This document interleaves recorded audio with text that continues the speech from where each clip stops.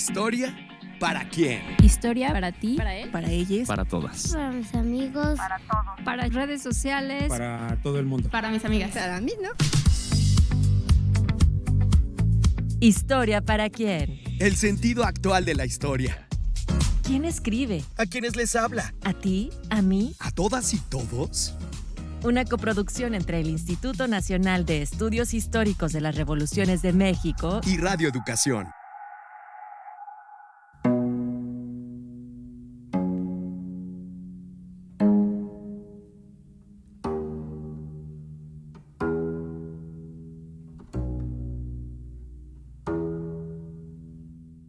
A principios del siglo XX, miles de kilómetros separaban a la península de Corea de las costas mexicanas.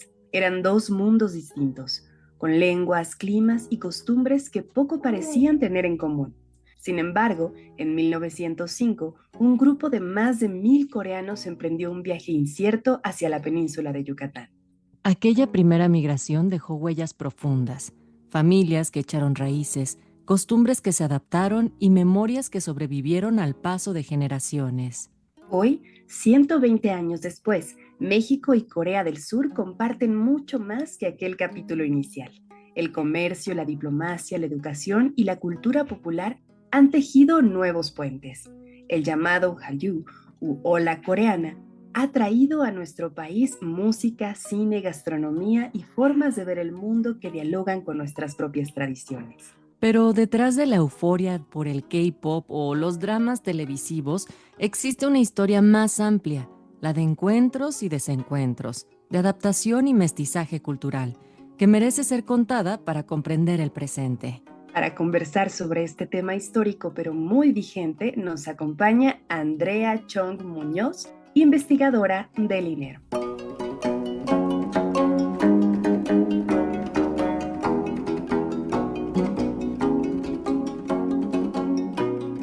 Annyeong, les saludamos desde Historia para quien, esperamos haberlo dicho bien, pero ese es el saludo para poder darles la bienvenida a este espacio del Instituto Nacional de Estudios Históricos de las Revoluciones de México, en donde la historia cobra voz y sentido para nuestro tiempo. Yo soy Natalia Luna y como cada semana, junto con Tamara Aranda, quien es historiadora e investigadora del INERM, pues les damos la más cordial bienvenida para arrancar un programa dedicado a Corea y algunos apuntes históricos, por eso arrancamos de esa forma.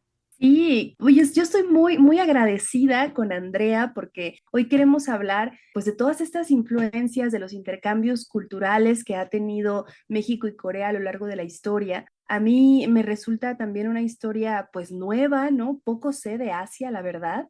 Y bueno, esto me entusiasma muchísimo. Creo que desde la pandemia, por lo menos para acá, la llamada ola de Corea se ha hecho sentir con singular alegría y bueno, qué importante saber ese trasfondo histórico, porque México y Corea del Sur, como bien decíamos en la introducción, pues tienen una historia mucho más profunda que se remonta y que va mucho más allá de lo que ahora consumimos como productos culturales. A mí me pareció que es una historia muy rica y estoy muy emocionada de poderla platicar hoy con una investigadora que se ha especializado en este tema y que tan generosamente nos comparte el día de hoy. Claro, y es que tampoco vamos a decir que los elementos populares que ahorita están pues compartiéndose muchísimo, sobre todo entre poblaciones jóvenes, sabemos que más, ¿no? También yo he conocido varias mamás que están en los K-dramas metidísimas, pero pensar que de ahí nos podemos tomar para entender la historia, para saber de dónde proviene, y eso es lo que estaremos conversando hoy. Les recordamos que siempre nos pueden escuchar, repetir y sintonizar en vivo al mediodía todos los lunes en el 96.5 de FM aquí en Radio Educación, aunque también andamos en las redes y no solamente de Radio Educación, sino del INERM, así es que si ustedes se meten a Spotify, pueden encontrar en el formato de podcast Historia para quién, para que puedan pues sintonizarlo, compartirlo cuando gusten. Y si quieren dejarnos un mensaje, lo pueden hacer a través del WhatsApp en el 55 12 33 29 15. Pues ya le estabas presentando, Tamara, hace unos momentos a Andrea y bueno, pues ella puede tomar la voz para decirnos qué le gusta, cómo es que se adentró en la historia y la cultura coreana. Bueno, un gusto estar aquí con ustedes. Y pues yo me adentré primero a Corea con los dramas justamente. Empecé desde muy joven y a partir de eso, en mis años estudiando coreano, empecé a conocer a una de las descendientes de esta primera generación. Entonces, pues me empecé a interesar por su historia, ¿no? Su llegada de 1905 y cómo habían vivido, porque es una migración que casi no se toma en cuenta. Creo que apenas en los últimos 10 años quizás se ha empezado a retomar, pero principalmente por estos descendientes de los primeros migrantes y el gobierno coreano. Creo que todavía del lado mexicano nos falta como prestar un poco de atención a este tema. He dado algunas pláticas sobre este tema, sobre la introducción también de la cultura coreana, digamos, a nivel oficial, porque obviamente a través de las plataformas del Internet, del surgimiento del Internet, pues se podía acceder a este tipo de contenido, pero ya oficialmente, digamos, a partir del 2002, que a mí me pareció sorprendente, con la Copa Mundial de Fútbol que se dio entre Corea y México, bueno, que fueron los anfitriones, se transmitió el primer drama coreano en televisión mexicana, ¿no? Que fue Todo sobre Eva en el canal 34 de la televisión mexicana. Incluso logró tener un grupo de fans, uno de los actores. Y entonces es muy interesante porque después vino justamente el Gangnam Style, que ya sé que no es como quizás un representante del K-pop, ¿no? Ahorita pensaríamos en BTS o en Super Junior, pero en el 2012 con el Gangnam Style, pues podías encontrar a gente que sí no sabía nada sobre coreano, no sabía coreano, pero cómo le gustaba la canción y aprendían la coreografía y todo, ¿no? E incluso, pues también, ¿no? En ese término hay varios intercambios en cuanto a música. Tenemos, por ejemplo, que igual en 2014 EXO en uno de sus conciertos cantó la canción de Sabor a mí de Luis Miguel. Y también en el 2019 Super Junior tiene ese icónico video de Ahora te puedes marchar. Entonces, hay mucho que explorar en el lado de la música y de los dramas, pero también, ¿no? De estos intercambios culturales entre México y Corea, que realmente creo que gracias a que se dio este intercambio es a partir de la migración, ¿no? De estas personas que viajan entre uno y otro país.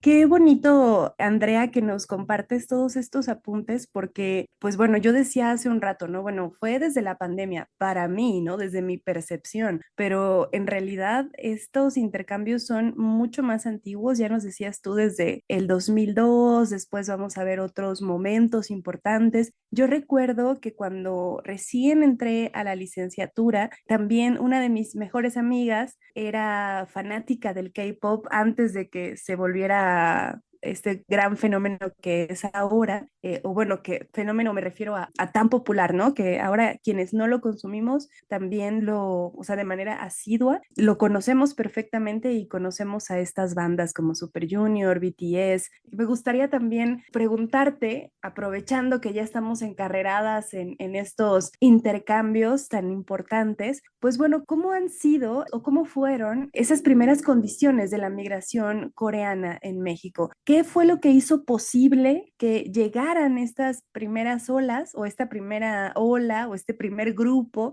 de personas? Pues tenemos entendido que en su mayoría eran trabajadoras, sin embargo también hubo mujeres, niños que viajaron en este primer grupo de 1905 que llegó a México. Bueno, ¿cómo fue ese proceso? Porque México y Corea no tenían relaciones diplomáticas. O sea, ahora podemos entender todos estos intercambios a partir del siglo XXI gracias a que ya existen formalidades, ¿no? Entre los gobiernos. Pero era el México de Porfirio Díaz, 1905. Era otro México. ¿Cómo pudo ser posible que esto se llevara a cabo? Para que esto ocurriera, se formó una compañía de migración en Yucatán, porque justamente con la guerra de castas que hubo, la población maya disminuyó y bueno, el pretexto era no tenemos suficientes trabajadores, ¿no? Que es una de las razones por las que también los yaquis, que estaban siendo, digamos, que se estaban rebelando en el norte de México, como castigo, los mandaban justamente a trabajar a las haciendas enequeneras, ¿no? Entonces, a pesar de todo esto, había como una falta de mano de obra en Yucatán por justamente esta fiebre del oro verde en el que el enequén era demasiado importante para hacer pues elementos de barcos o telas o semejante, ¿no? Entonces, con esta fiebre y esta necesidad de mano de obra, que obviamente pues era muy mal pagada y no era como que muchísimos trabajadores libres dijeran, voy a trabajar en las haciendas de Nequén porque se conocían los malos tratos que había, ¿no? Algunos de ellos era que no te dejaban salir de la hacienda, no tenías esta como libertad de movimiento, también que tenían sus propias tiendas, entonces pues te cobraban carísimo los productos y casi aunque trabajaras durante mucho tiempo, tú eras el que le acababa debiendo al hacendado, ¿no? Entonces, pues no era como que los trabajadores libres dijeran, con todo gusto voy a trabajar allá. Y pues esta compañía lo que hacía fue buscar trabajadores asiáticos, ¿no? La migración china fue la que quisieron lograr, pero pues al saberse en China o conocerse como justamente estos malos tratos, pues decidieron irse después a Japón y de Japón los mandaron a Corea, ¿no? Entonces, Corea no fue la primera opción, que igual hay que pensar que en este momento era solo una Corea, ahorita son dos, ¿no? Que se dividieron después de la Guerra de Corea en la década de los 50, pero en ese momento era una.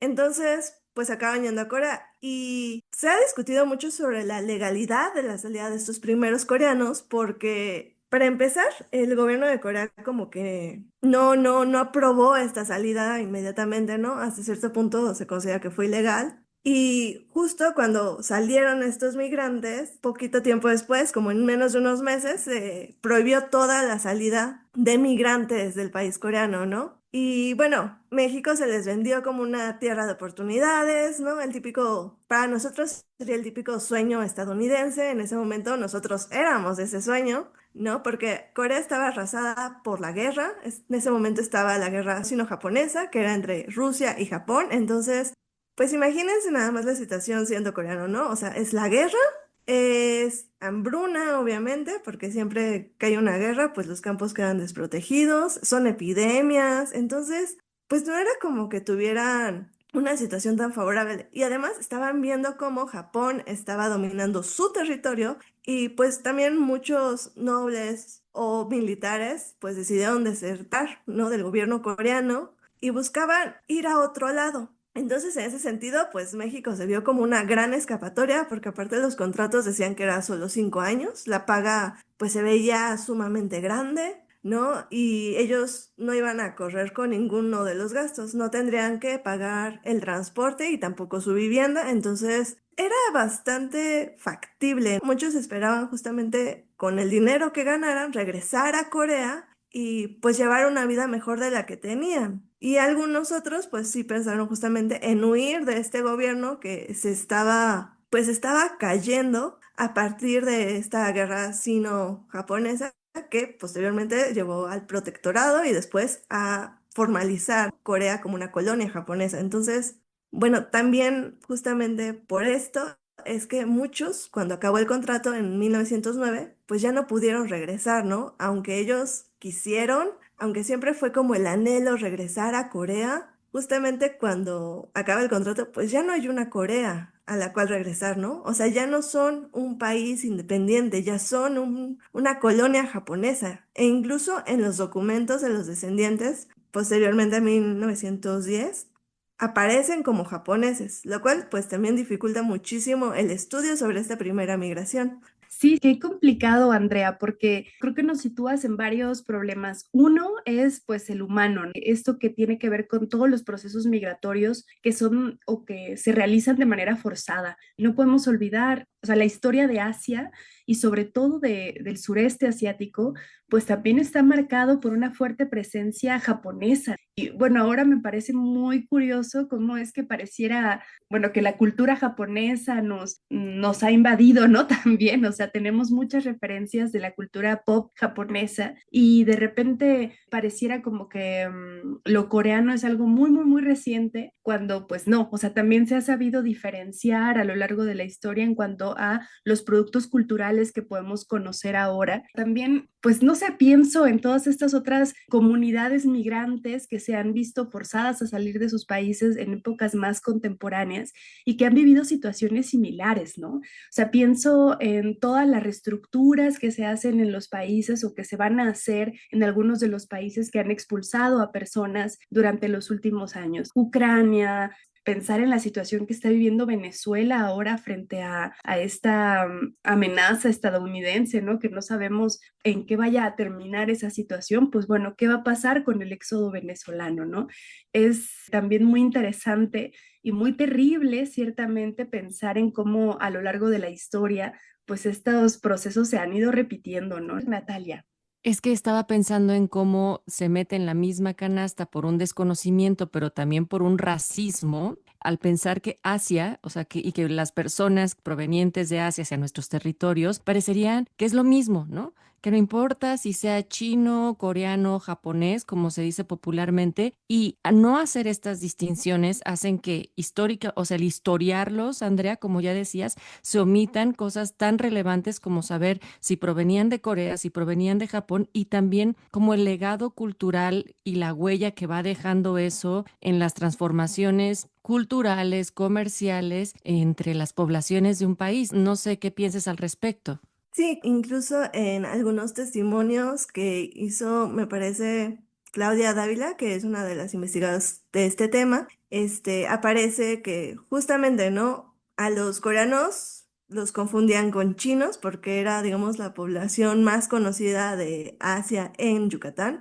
Entonces les llamaban chino, chino, chino, y aunque ellos decían, no, yo soy coreano, pues llegaba un punto en que ya te están diciendo tanto que eres chino que dices, bueno, sí, ya, ¿no? Como sea, ¿no? E incluso también no sé si a ustedes les pasó, quizás no, pero yo consumo mucho contenido asiático, entonces, pues para mi mamá en algún punto todos eran chinos. Todos eran chinos porque todos tenían los ojos rasgados y ya. Entonces, pues sí, ¿no? A pesar de que justamente hay este intento o muy activo que hacen ambos gobiernos, sobre todo Japón y Corea, al menos en elementos culturales, de diferenciarse, de demostrar, ¿no? Que cada uno tiene como su propia personalidad, su propia historia, e incluso pues tienen un pasado entre ellos mismos bastante complicado.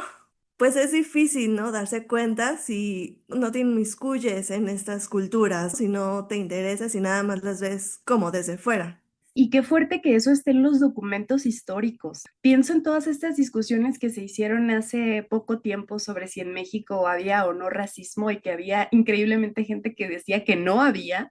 Pues bueno, aquí está un claro ejemplo, ¿no? A veces pensamos en este racismo como solamente la invisibilización de las personas afromexicanas, que eso es un tema serio, ¿no? Porque existen, o sea, hay una presencia indudable, histórica de una tercera raíz en México.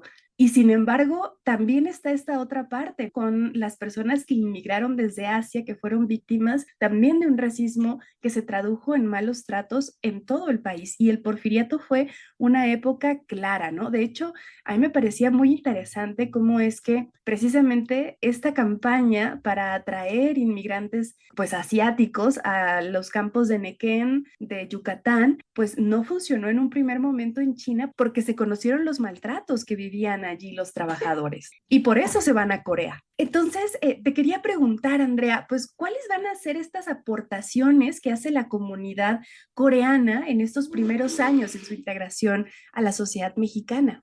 Bueno, en ese sentido, quiero destacar que a pesar de que sí, ¿no? En algunas sesiones obviamente sufrían ciertos maltratos, también en al menos el testimonio de Sánchez Pac, pues él reconoce que no eran tan maltratados como los mayas, ¿no? Porque hay que recordar que en toda esta discriminación que ha existido en el país, pues hay como hasta cierto punto niveles, digamos, aunque suene muy, muy mal. Pero pues los mayas eran los que realmente estaban hasta abajo de toda la sociedad, entonces pues eran mucho más maltratados y en algunos casos los coreanos pudieron incluso tener escuelas dentro de las haciendas, aprender o enseñar el idioma coreano a sus descendientes y pues creo que aportaciones, aunque no las tengamos tan, digamos, materialmente, en el momento ellos sí intentaron crear una comunidad. Incluso fundaron en 1909 la escuela Sunmu, que este año les dieron una placa conmemorativa de que pues existió, que hubo un esfuerzo y fue una escuela creada para enseñar pues maniobras militares porque ellos justamente querían participar en la liberación de Corea. O sea, ellos crearon esta escuela como una forma de apoyar la independencia de Corea y pues reunieron fondos, los mandaban a una asociación que estaba en San Francisco y de ahí pues esperaba que llegara a esta resistencia coreana que había contra la invasión japonesa o colonización japonesa. Pero bueno, hicieron varias como asociaciones, también hicieron otra para justamente volver a ser contratados en las haciendas de Nequén, pero bajo sus propios términos, lo cual es muy diferente. Pero pues ya saben, la Revolución Mexicana llegó y entonces muchos de estos proyectos no se pudieron concretar o no trascendieron. O sea, no son proyectos que empezaron en 1909 y que hasta la fecha siguen presentes, porque también hubo una migración de coreanos en 1921 hacia Cuba. Desde aquí se fueron a Cuba e incluso hay un documental sobre uno que participó en la Revolución Cubana, ¿no? En favor de la Revolución Cubana, lo cual es muy interesante. Entonces también hubo una gran dispersión porque pues en Yucatán no había como tantas oportunidades, ¿no? De tener algún otro trabajo, entonces muchos pues fueron a la Ciudad de México, otros llegaron a ir a Tijuana, ¿no? Entonces tanto esta dispersión que se llegó a dar como la Revolución Mexicana, como que no llegó ninguna otra ola de migración coreana hasta pues finales de la década de 1960, o sea, son fácil 50 años sin que llegue ningún otro migrante, pues obviamente hace que las instituciones pues no perduren, que no hayan perdurado, pero a pesar de esto, justamente yo diría que a partir de que se hace este acuerdo diplomático entre México y Corea del Sur, la República de Corea, en el 62, yo diría que es a partir de ahí cuando estas asociaciones de descendientes vuelven como a ganar fuerza y es gracias a ellos que, sobre todo en Yucatán, porque pues es el lugar donde la gran mayoría estuvo, se crearon diversas cosas. Por ejemplo, inauguraron en el 2007 el Museo Conmemorativo de la Inmigración Coreana a Yucatán,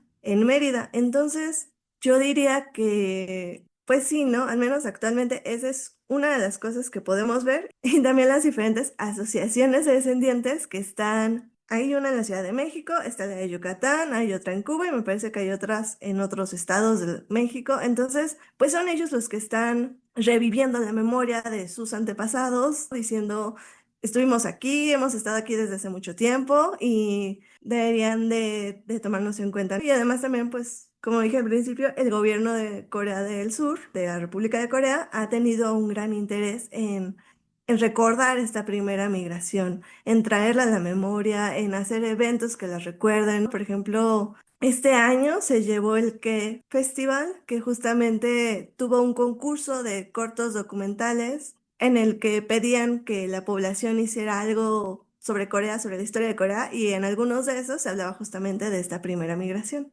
Venga, pues vamos a conocer también los detalles porque sabemos que habrá una serie de actividades en donde se estará presentando toda esta memoria a través del cine y otras actividades más adelante en esta conversación que estamos teniendo con Andrea Chong, quien es investigadora del Instituto Nacional de Estudios Históricos de las Revoluciones de México. Hoy que estamos hablando sobre el impacto que ha tenido la migración coreana en nuestro país, algunos apuntes históricos y sobre el inicio, esta primera etapa de intercambio entre nuestros países, hemos preparado una cápsula, así es que les invitamos a escuchar.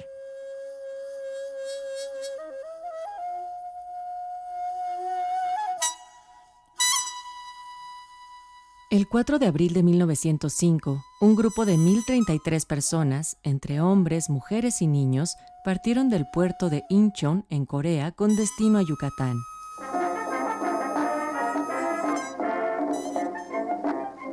Venían con la promesa de buenos salarios, posibles en una tierra de prosperidad que desde octubre de 1904 se promocionaba en distintas ciudades coreanas con el fin de atraer trabajadores.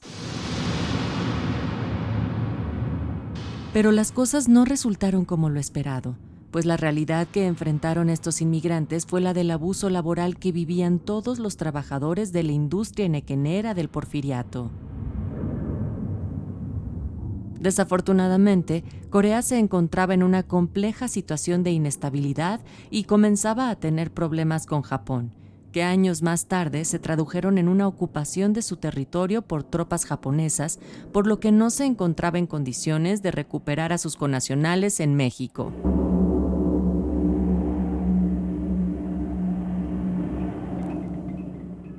Pero el contexto coreano no era el único factor en contra de estos inmigrantes.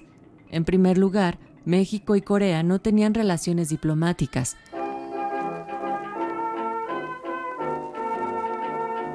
Por lo que el gobierno de Porfirio Díaz no tenía ningún compromiso con la salvaguarda de los trabajadores y sus familias. En segundo lugar, se habían firmado contratos hasta por 4 años en más de 20 haciendas yucatecas, por lo que los inmigrantes estaban obligados a permanecer en el país durante ese tiempo.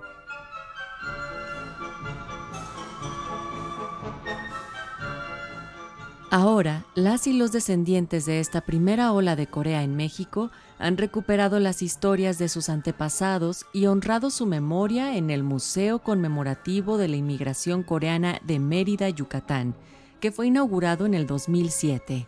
Asimismo, desde el 2021, el 4 de mayo se reconoció como el Día del Inmigrante Coreano.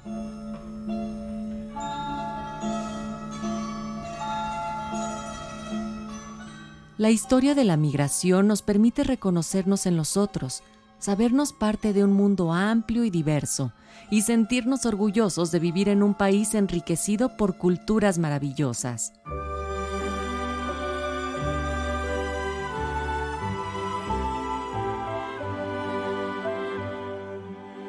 La diversidad es riqueza, y la ola de Corea es mucho más que solo K-pop.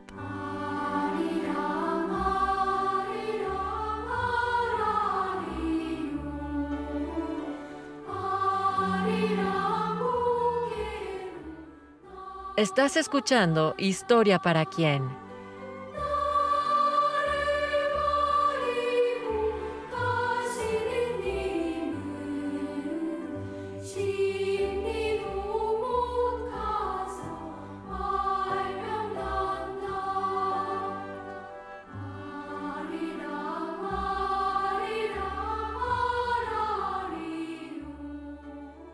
Seguimos con ustedes en Historia para quién. Estamos conversando con Andrea Chong sobre algunos apuntes históricos de la ola coreana. Estamos conmemorando este 2025, 120 años de la primera migración coreana a nuestro país. En esta conversación también hemos dicho que es a partir de 1962 que ambos países establecen relaciones diplomáticas a nivel comercial y migratorio y que ha sido bastante significativo, y estamos hablando también sobre algunos de los aspectos culturales, Andrea, porque a lo largo del siglo XX quisiéramos saber cómo es que van evolucionando las relaciones diplomáticas y culturales entre Corea del Sur y México. Bueno, en ese sentido me gustaría hablar de justamente, ¿no? A partir de 1962. En 1968, que son los Juegos Olímpicos aquí en México, Corea del Sur regala un pabellón que se puede encontrar en el bosque de Chapultepec, justamente para señalar, ¿no? La amistad que hay con el pueblo mexicano, y este pabellón es una copia fiel del pabellón histórico del Parque Pagoda en la ciudad de Seúl, en el cual fue leída la Declaración de Independencia de Corea. Es el pabellón Y que podemos ver saliendo del metro. sí, justamente es ese mismo que está ahí en Chapultepec, que es muy bonito. Digo, yo he querido entrar, pero creo que está en la sección del jardín para adultos mayores, entonces, pues lo podemos ver nada más de lejitos.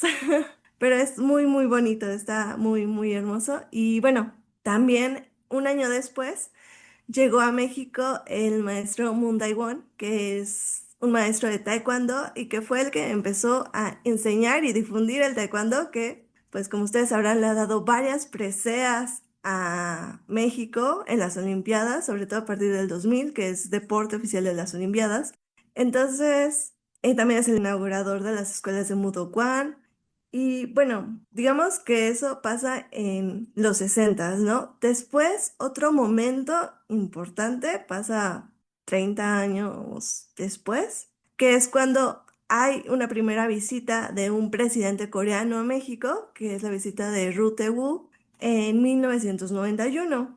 Y algo que me pareció muy interesante y se los quisiera compartir es que en su visita él mencionó que las pinturas de Diego Rivera y la poesía de Octavio Paz eran familiares para los coreanos, y que la canción de Bésame mucho de Consuelito Velázquez gozaba de una extraordinaria popularidad. Entonces podemos ver que hay intercambios culturales, quizás no tan obvios o tan marcados, pero también hay algo de México en Corea. Y bueno, yo digo que es justamente a partir de los 2000 cuando empieza como a haber muchísimo más, porque aparte en el 2000 entra en vigor el Acuerdo para la Promoción y Protección Recíproca de Inversiones y en el 2001 se crea una Comisión México-Corea del siglo XXI. Entonces se empiezan a crear muchísimos más acuerdos justamente para hacer como este intercambio cultural más formal e incluso en el 2012, que es cuando se abre el Centro Cultural Coreano, también se abre ahí dentro del Centro Cultural Coreano el Instituto del Rey Sejong, que es para enseñar coreano y la cultura de Corea en México. Entonces son, digamos, que estos momentos, yo diría, claves. Sobre todo de que se establecen las relaciones formalmente diplomáticas. Obviamente también hay otros acuerdos entre universidades para hacer estos intercambios, ¿no? En la UNAM está el CEPE, ¿no? El Centro de Enseñanza de Español para Extranjeros, y justamente recibe a muchísimas personas provenientes de Corea del Sur que tienen interés en estudiar español en México, ¿no? O sea, el CEPE también tiene un gran reconocimiento en Corea del Sur. Y a mí me parece muy interesante cómo también, pues, recibimos a esta población de estudiantes surcoreanos que tienen interés por nuestro idioma y sobre todo por la cultura mexicana. Creo que es uno de estos ejemplos también muy claros de cómo México y Corea del Sur tienen muchas más relaciones de las que nos podemos imaginar, y a mí no me deja de sorprender cómo es que toda esta rica historia pues la podemos conocer a través de, pues, de una pequeña inquietud que surge con productos de la cultura pop. Me encanta que podamos hacer esta profundidad histórica y que haya tanto detrás de relaciones diplomáticas que se establecen precisamente a partir de esto, ¿no? De intercambios culturales completamente. Así es, Tamara. Y es que en los últimos 20 años Corea del Sur ha conquistado a México no solo con su tecnología, sino también con una poderosa industria cultural, musical, series, gastronomía y deporte. Y en ese aspecto, Andrea, cuando estamos hablando de la ola coreana, ¿qué está incluyendo además del K-pop, los K-dramas y también cómo es que surgen y podemos encontrar parecidos, ya lo decías en un inicio, con estas narrativas de las telenovelas mexicanas y que también pues tiene una gran aceptación entre los públicos de acá? O sea, ¿qué relaciones encontramos ahí? Bueno, obviamente la ola coreana lleva ese nombre, ¿no? Hallyu, porque se refiere a todo producto coreano, sobre todo aquí estamos hablando de Corea del Sur, ¿no? Porque las relaciones con Corea del Norte son diferentes. Entonces, a todo producto coreano que se hace. Por ejemplo, yo me centraría en la gastronomía, que últimamente cada vez hay más tiendas que venden productos de Corea o más restaurantes coreanos, ¿no? Sobre todo en el centro de la Ciudad de México. También está el cine, una de las últimas películas coreanas que todo el mundo decía debes de haberla visto, es Parasite, Parásitos. Entonces, bueno, realmente puede ser como todo este tipo de cosas, ¿no? También podríamos hablar del idioma, justamente, que hace poquito se creó el Centro de Educación Coreana en México, además de que somos uno de los pocos países en que hay 3 institutos del Rey Sejong para enseñar el idioma coreano. Pues sí, ¿no? Hablamos justamente de todo lo que está en combinación, sí con la música, sí con los dramas, pero también pues que viene desde Corea y que estamos aprendiendo sobre ello, ¿no? Bueno, aquí te interrumpo porque quisiera que nos comentaras, pues, si también existen algunos paralelos o puntos de encuentro entre las juventudes mexicanas y coreanas que hayan favorecido este intercambio cultural. Ya nos has hablado un poco sobre esto, pero, pues bueno, ¿cómo se vinculan, ¿no? Estas expresiones culturales con la historia que compartimos ambas naciones?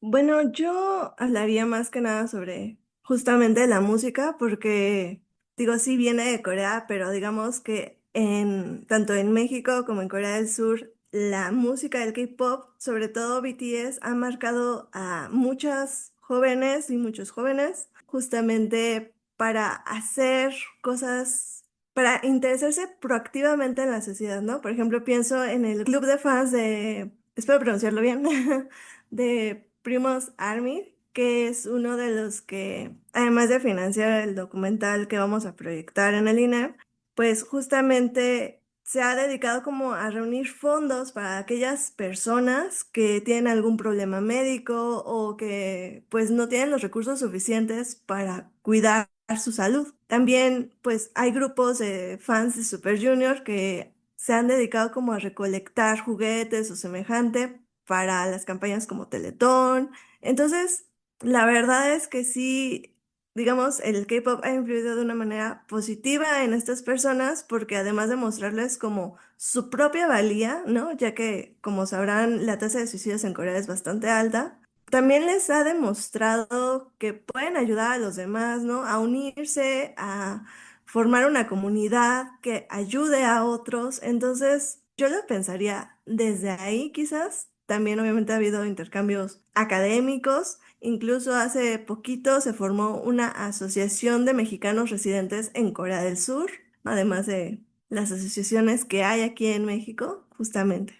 Y nada más, ahí me gustaría que hagamos un breve paréntesis para nuestros radioescuchas que no sepan quién es BTS, si son morras, si son 7 hombres, que si son Boy Scouts a pruebas de balas, o sea, ¿quiénes son BTS?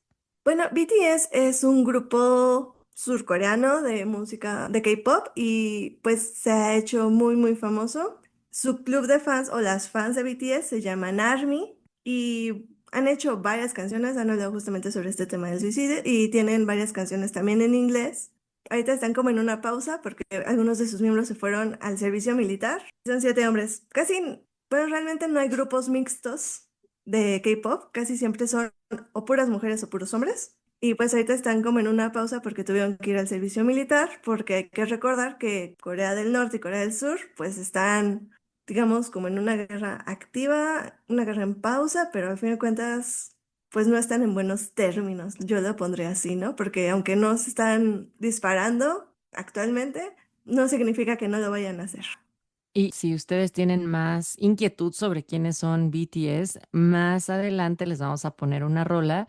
Y me resulta también muy importante dimensionar cuáles son estos números de las personas que han establecido casa, hogar en el territorio mexicano. Y por ejemplo, Tamara, Andrea, en el 2021, aquí en la Ciudad de México, se estimaba que residían aproximadamente 6,000 personas coreanas. Y sabemos que tenemos escuchas y mucha gente que se ha visto influenciada de alguna manera por Corea. Así es que al respecto, Juan Ramírez platicó con ustedes. Vamos a escuchar lo que dicen las calles.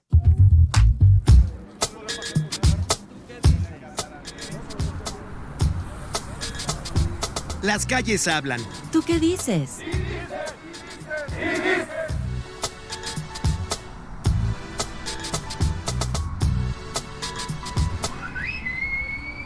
Yo quiero decir que sé de Corea. ¿Que son 2 Coreas? Corea del Norte y Corea del Sur, es lo que yo sé, y que una está muy militarizada. En el norte no te dejan salir, ¿no? Que está muy privatizada la opinión y que pues, todo está controlado por el gobierno, ¿no? También. Aparte de muy militarizada, muy estricta, y la otra es más liberal.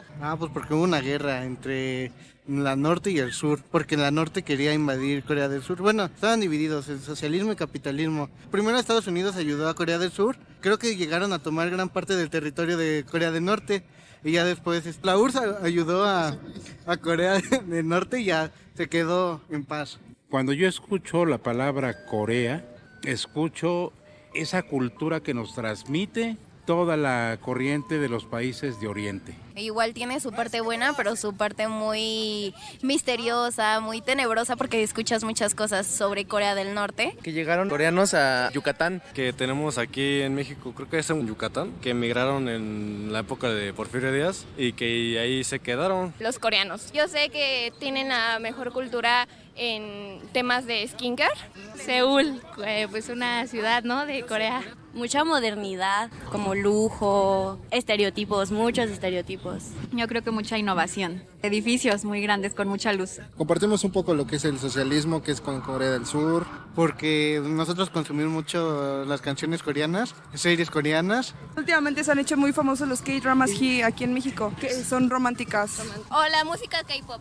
Pues algunas ideologías. Pues sí, hay mucha influencia asiática también, no sé. Los grupos de música. Pues varios restaurantes por ahí, güey. Tallarines de Corea, eso sí, y algunas bebidas que he visto ahí coreanas, pero no sabría decirte ningún nombre en concreto. Ha habido un movimiento bastante grande últimamente, desde Corea para acá. De hecho, si vas por la calle ves mucha gente que tiene rasgos asiáticos. Por Santa Fe están muchos coreanos, que hay una plaza donde hay puros coreanos que ya prácticamente ellos gentrificaron toda esa zona de México.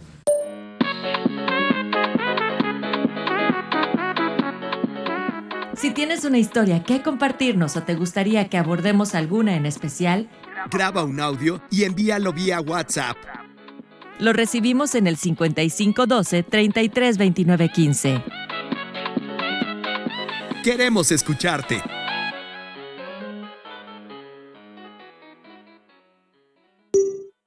Queremos escucharte.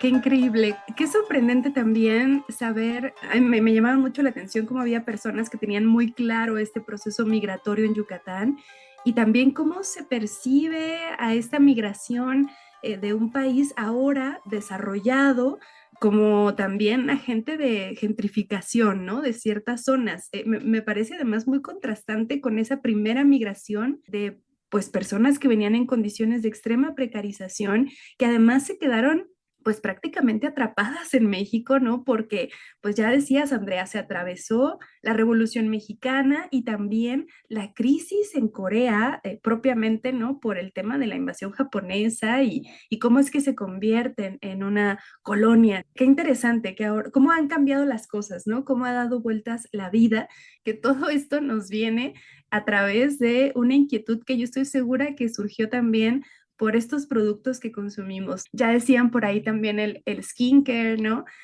Todos estos referentes que tenemos de la cultura coreana y bueno, no sé, hasta en series, ¿no? Que consumimos también White Lotus y Lisa, ahí como un personaje clave de la tercera temporada. Creo que también es algo que tenemos muy presentes, ¿no? A estos íconos también de la cultura surcoreana y también este misticismo que ronda a la Corea del Norte.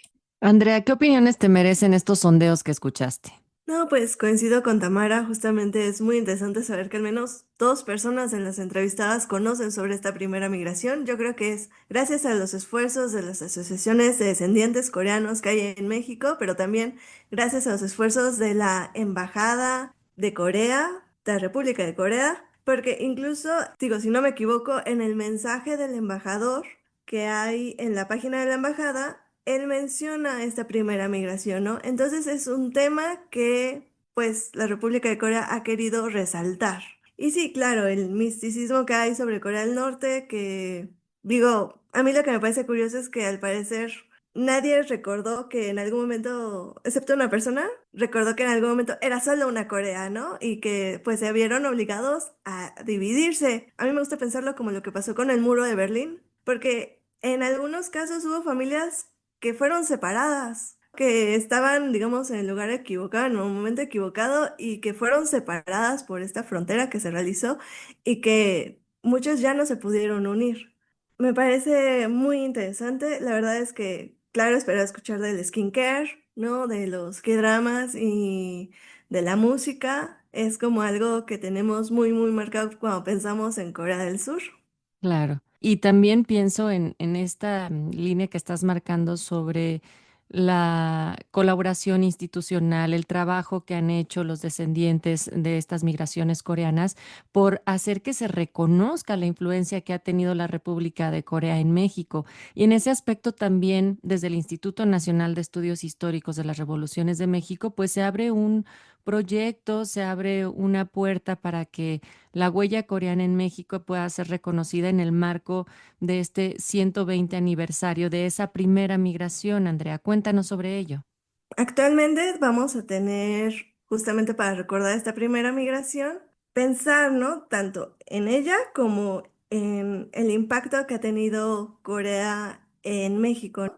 Por ejemplo, el 4 de octubre vamos a tener la proyección del documental Descendientes, que fue hecho por Melissa Mondragón, quien es mexicana, y habla con estos, así como dice su nombre, con los descendientes de esta primera migración y cómo han sido sus experiencias, cómo ha sido recordar o pensar en esta primera migración y en lo que han vivido en el país. Después, el 11 de octubre, tenemos un documental que está en coreano, que fue hecho por la KBS, ¿no? Korean Broadcasting System, que se llama 50 aniversario del Taekwondo en México, que fue hecho en el 2019 y pues justamente nos habla sobre el maestro Moon Dae-won y cómo estableció el taekwondo en México.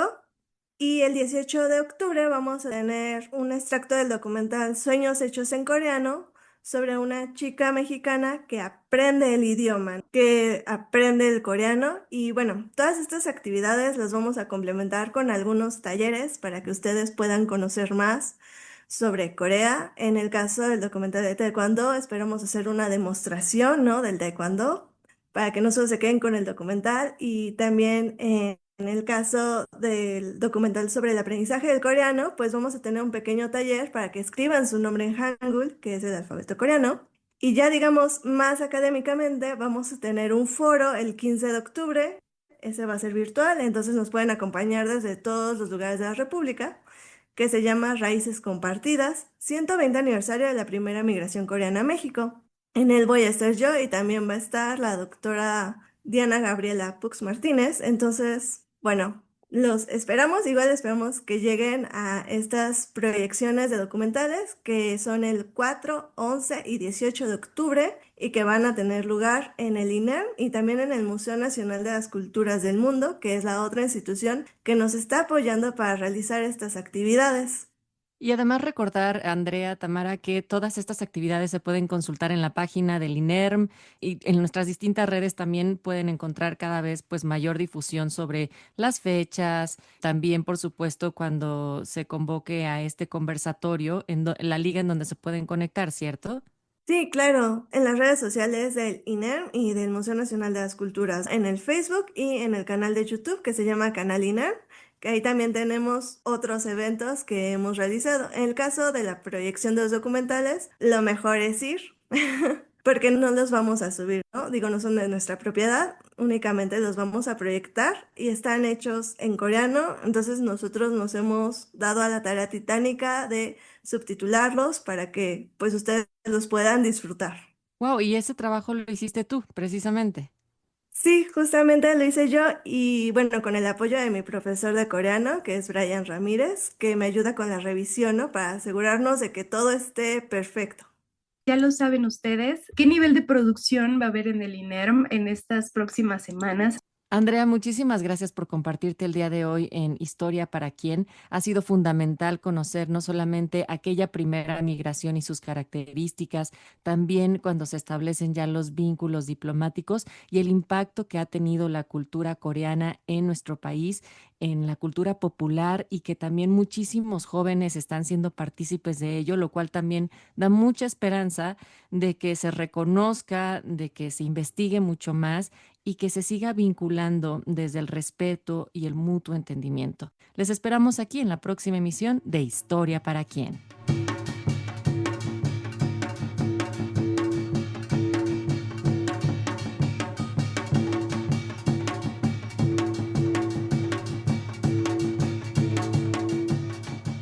Participamos en este programa Juan Ramírez, Alma Lilia Martínez, Jimena Salgado, Tamara Aranda, Natalia Luna. Producción, Mario Ledesma.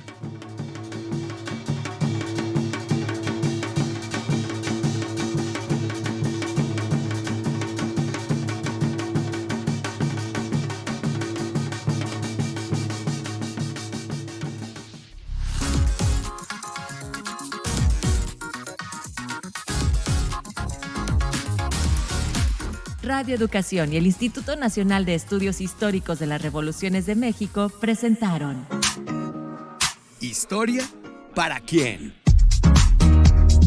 El sentido actual de la historia.